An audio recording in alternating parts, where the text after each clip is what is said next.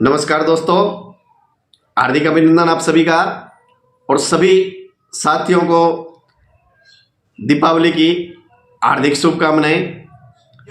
आज की वीडियो में आज हम चर्चा करेंगे महाराष्ट्र विधानसभा चुनाव को लेकर के।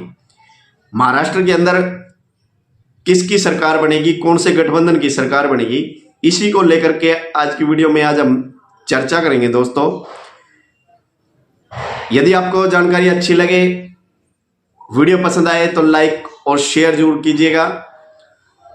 तो साथियों, महाराष्ट्र विधानसभा चुनाव में दोनों गठबंधनों के अंदर जबरदस्त टक्कर देखने के लिए मिल रही है। और दोस्तों, यहाँ के विधानसभा चुनाव की यदि हम चर्चा करें तो जैसे हमारे हरियाणा के अंदर विधानसभा चुनाव रोचक था, उसी प्रकार से महाराष्ट्र के अंदर भी वही स्थिति बनी हुई है। लेकिन यहाँ से दो बड़े गठबंधन है, महायुति गठबंधन और महाविकास आघाड़ी गठबंधन। महायुति गठबंधन के अंदर यानी कि जब किसी भी प्रदेश या देश के अंदर जब एक से ज़्यादा राजनीतिक दल गठबंधन करते हैं तो उस गठबंधन का एक नाम रखा जाता है। तो इसी प्रकार से बीजेपी, शिवसेना शिंदे और एनसीपी अजित पवार, तो इन तीनों दलों के गठबंधन का नाम है महायुति। और कांग्रेस,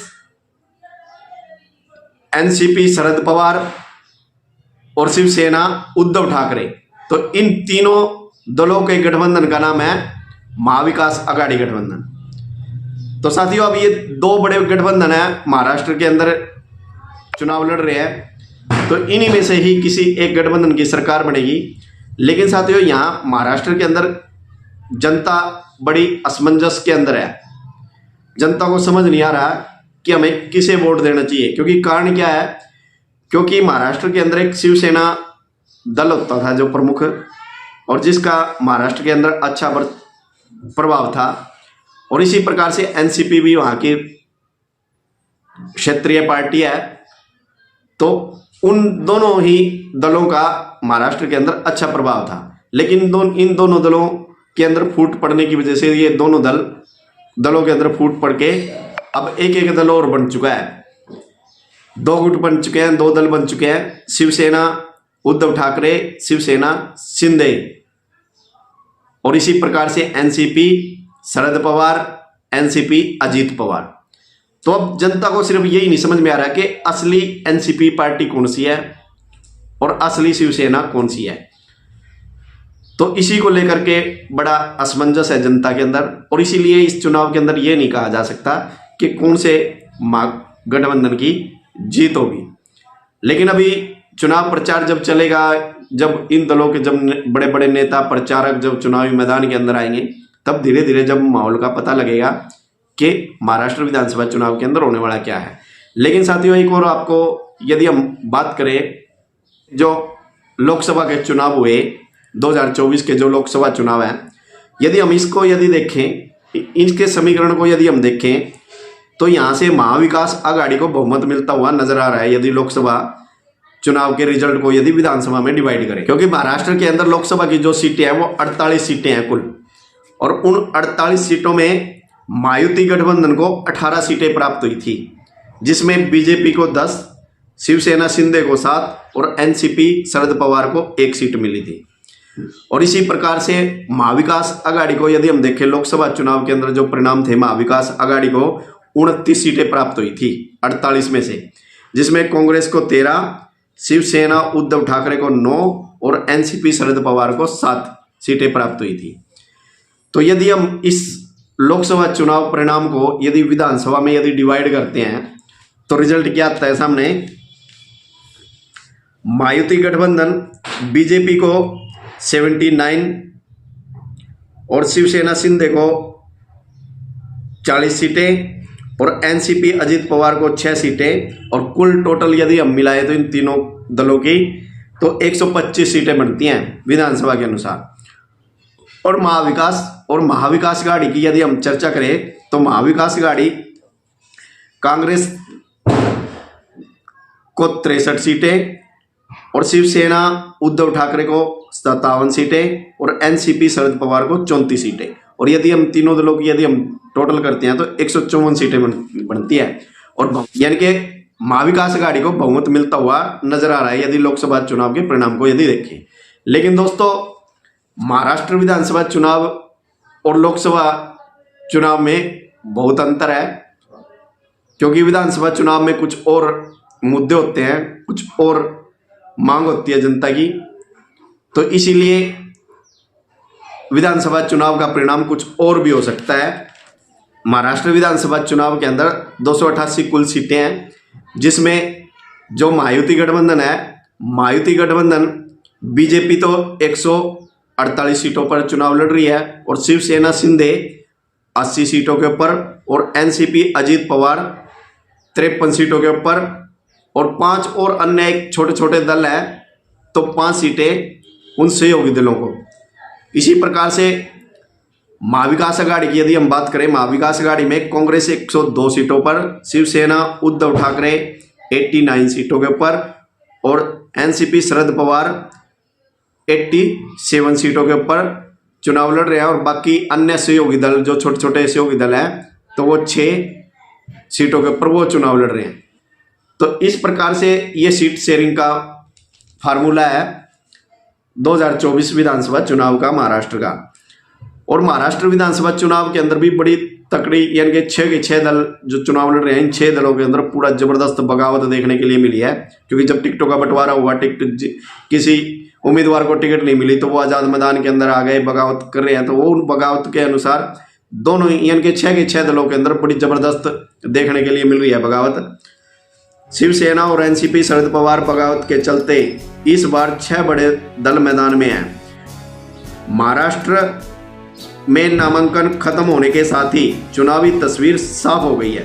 प्रदेश की लगभग हर सीट पर बागी नेता देखने के लिए मिल रहे हैं और अब सबकी निगाह नाम वापसी की अंतिम तिथि के ऊपर है।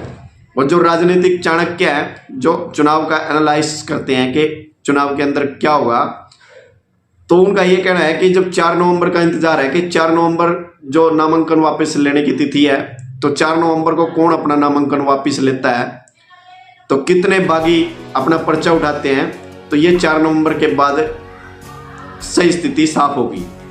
और इस बार जो विधानसभा चुनाव के अंदर 7,995 उम्मीदवारों ने आवेदन भी किया है।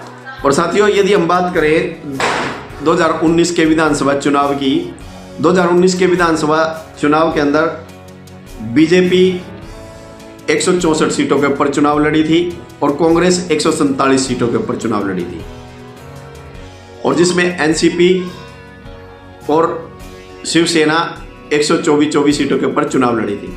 और 2019 के विधानसभा चुनाव के अंदर शिवसेना और एनसीपी के अंदर कोई फूट नहीं थी। और साथियों, एक चीज और, महाराष्ट्र जो विधानसभा चुनाव है उसके अंदर एक और दिलचस्प मामला देखने के लिए मिला है। वो दिलचस्प मामला क्या है? मानखुर्द शिवाजी नगर सीट से अजीत पवार गुट की एनसीपी ने नवाब मलिक को अपना उम्मीदवार बनाया है। और नवाब मलिक को लेकर के सोशल मीडिया के अंदर बहुत ही ज़्यादा चर्चा है इस मामले को लेकर। नवाब मलिक पहले से ही टिकट की दावेदारी कर रहे थे, मगर बीजेपी विरोध कर रही है। बीजेपी ने नवाब मलिक को दाऊद इब्राहिम का करीबी बताते हुए देशद्रोह का आरोप लगाया था, इसीलिए बीजेपी नवाब मलिक का विरोध कर रही है। नवाब मलिक ने इस सीट पर 2 नामांकन किया है, एक तो निर्दलीय उम्मीदवार के तौर पर और दूसरा एनसीपी अजीत पवार के उम्मीदवार के तौर पर। लेकिन बीजेपी इसका लगातार विरोध कर रही है। और ये जो सीट है, जो सीट शेयरिंग के हिसाब से ये सीट शिवसेना शिंदे के पक्ष में गई थी, लेकिन फिर भी एनसीपी ने नवाब मलिक को यहाँ से चुनावी मैदान के अंदर उतार दिया है। और समझौते के अनुसार शिंदे ग्रुप ने सुरेश पाटिल को टिकट दिया है और भाजपा भी सुरेश पाटिल का समर्थन कर रही है। और दूसरी एक और विधानसभा सीट है कोटेल सीट की। यदि हम बात करें, कोटेल सीट पर बीजेपी और एनसीपी अजीत पवार यानी कि दोनों ही दलों ने अपने अपने उम्मीदवार एक दूसरे के सामने खड़े कर दिए हैं। सीट की यदि हम बात करें, जब एनसीपी 2019 विधानसभा चुनाव में जब एनसीपी के अंदर कोई टूट नहीं थी, तो उस समय इस सीट से पूर्व गृह मंत्री अनिल देशमुख इस सीट से विधायक बने थे। और जब एनसीपी में टूट हुई तो देशमुख ने शरद पवार का साथ दिया और इस वजह से बीजेपी इस सीट पर दावा कर रही है। और अजीत पवार अब भी इस सीट को एनसीपी की सीट मानते हैं, तो इसीलिए अजीत पवार ने भी यहां से अपना उम्मीदवार चुनावी मैदान के अंदर उतार दिया है। बीजेपी ने चरण सिंह ठाकुर को यहां से मैदान में उतारा है और एनसीपी ने नरेश अरसद को यहां से चुनावी मैदान में उतारा है। यानी कि दोनों दलों ने एक दूसरे के सामने अपने अपने उम्मीदवार खड़े कर दिए हैं। और दूसरी इसी प्रकार से यदि महागठबंधन की, यदि महाविकास आघाड़ी की यदि बात करें तो महाविकास आघाड़ी में भी ऐसा ही देखने के लिए मिला है। पंढरपुर विधानसभा से एनसीपी शरद पवार ने अनिल सावंत को टिकट दिया है। कांग्रेस ने भागीरथ भालके को टिकट दिया है। कांग्रेस ने अपने सहयोगी एनसीपी के खिलाफ ही टिकट दे दिया है। तो यहां पर भी कांग्रेस और एनसीपी दोनों ही दलों के उम्मीदवार चुनावी मैदान के अंदर है एक दूसरे के सामने। और सोलापुर दक्षिण सीट की यदि हम बात करें, कांग्रेस ने दलीप मान को चुनावी मैदान में उतारा है। समझौते के तहत यह सीट उद्धव ठाकरे के हिस्से में आई थी, इसीलिए उद्धव ठाकरे ने अमर पाटिल को इस सीट से टिकट दिया। और अब दलीप मान निर्दलीय चुनाव लड़ रहे हैं इसी सीट के ऊपर और कांग्रेस इसका समर्थन कर रही है। और दोस्तों यदि हम माहौल की यदि बात करें, महाराष्ट्र के अंदर माहौल एक बहुत ही जबरदस्त यानी कि टक्कर देखने के लिए मिल रही है। लेकिन यहाँ एक चीज महाविकास आघाड़ी के पक्ष में नजर आ रही है कि यहाँ की जनता शरद पवार को ज्यादा पसंद कर रही है।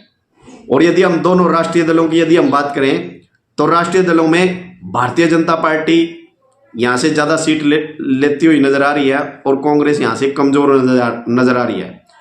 और यदि हम शिवसेना दोनों गुटों की यदि हम बात करें तो शिवसेना दोनों गुटों के अंदर देखने के लिए ये मिला है, महाराष्ट्र के जो मुख्यमंत्री हैं शिंदे, तो शिंदे को यहाँ अच्छा, क्योंकि इनके इस काम को अच्छा सराहा जा रहा है। लाडली बहन योजना के तहत महिलाओं को 1500 रुपये हर महीने मिल रहे हैं।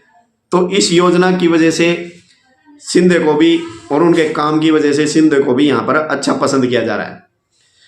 तो साथियों, महाराष्ट्र की जो विधानसभा की स्थिति है अभी ऐसा देखने के लिए मिल रहा है। लेकिन जब यहाँ से बड़े बड़े नेता हर दल से जब आएंगे प्रचार के लिए, उस समय महाराष्ट्र का माहौल क्या होगा तो तब पता लगेगा। लेकिन साथियों, मैं इसी प्रकार से महाराष्ट्र विधानसभा चुनाव की अपडेट आपको अपने चैनल के माध्यम से देता रहूँगा। और आपको यह जानकारी कैसी लगी और आप महाराष्ट्र विधानसभा चुनाव में आपको क्या लगता है कि कौन से महागठबंधन की जीत होगी, तो कमेंट में अपनी राय जरूर दीजिएगा। तो आज की वीडियो में सिर्फ इतना ही, मिलते हैं फिर नई वीडियो में नई जानकारी के साथ। तब तक सभी साथियों को जय श्री राम, वंदे मातरम।